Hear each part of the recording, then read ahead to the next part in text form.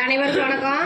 இன்னைக்கு பிறந்தநாள் காணும் திரு ராஜா அவர்களுக்கு நமது பாசம் அறக்கட்டளை பாசமுதியோர் இல்லம் சார்பாக இனிய பிறந்தநாள் நல்வாழ்த்துக்கள். பிறந்தநாளை முன்னிட்டு நமக்கு உணவு கொடுக்க வந்திருக்காங்க திரு ராஜா நித்யா தம்பதிக்கு நமது பாசம் அறக்கட்டளை சார்பாக நன்றிகளையும் வாழ்த்துக்களையும் தெரிவிச்சுக்கிறோம்.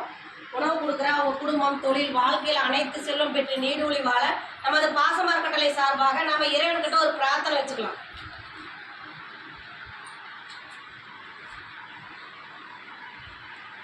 திரு ராஜா அவர்களுக்கு மீண்டும் ஒரு முறை இனிய பிறந்த நாள் நல்வாழ்த்துக்கள். ராஜா நித்யா தம்பதிக்கு நமது பாசம் அறக்கட்டளை சார்பாக நன்றிகளையும் வாழ்த்துக்களையும் தெரிவிச்சுக்கிறோம்.